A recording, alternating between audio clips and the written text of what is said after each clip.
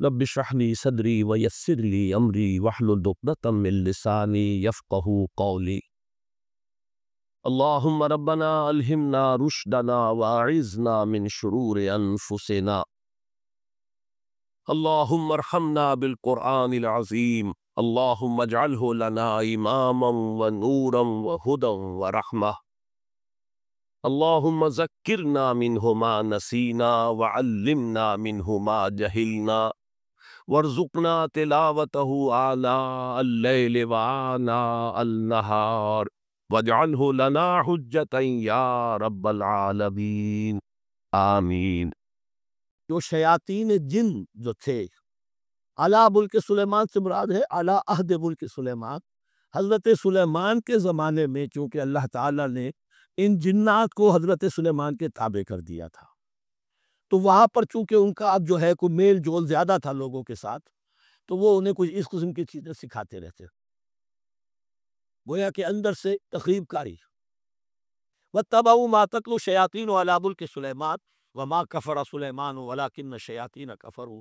اور سن لو، سلیمان نے کبھی کفر نہیں کیا، بلکہ یہ شیاطین تھے کہ جو کفر کرتے تھے۔ جادو کفر ہے، لیکن آپ کو نقش سلیمانی آج تک یہ لفظ ملے گا، نقش سلیمانی۔ آج بھی مسلمان بھی ان چیزوں کو حضرت سلیمان کی طرف منسوب کر رہے ہیں، وہ ظلم اب بھی جاری ہے۔ وما کفر سلیمان ولکن الشیاطین کفروا یعلمون الناس السحر، وہ لوگوں کو جادو سکھاتے تھے۔ وما انزل علی الملکین ببابل ہاروت و ماروت، اور جو کچھ نازل کیا گیا دو فرشتوں پر، ہاروت اور ماروت پر، بابل میں۔ بابل یہ ہے پرانا عراق، بیبلونیا۔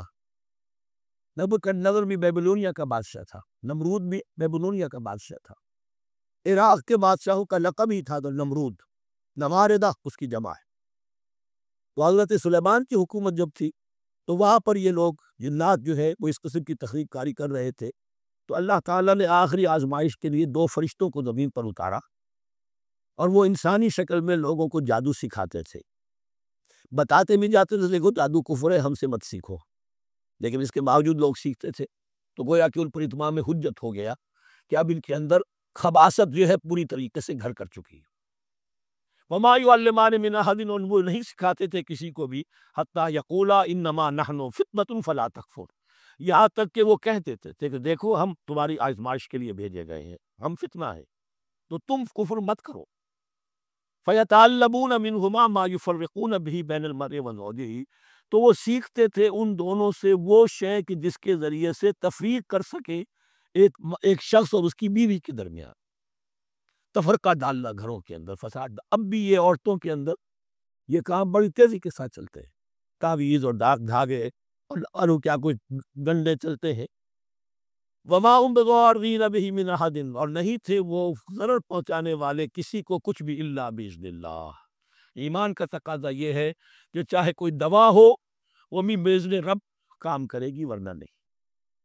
کوئی اور اسباب طبیعیہ ہے، ان کے بھی اثرات ظاہر ہوں گے اگر اللہ چاہے گا، اس کے بغیر کچھ نہیں ہو سکتا۔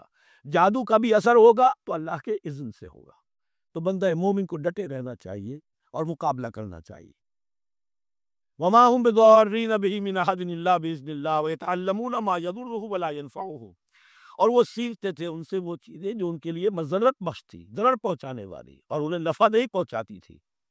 وَلَقَدْ عَلِمُوا لَمَنِ اشْتَرَاهُ مَا لَهُ فِي الْآخِرَةِ مِنْ خَلَاقٍ، حالانکہ یہ بات ان کے علم میں آ چکی تھی کہ جس نے بھی اس چیز کو حاصل کیا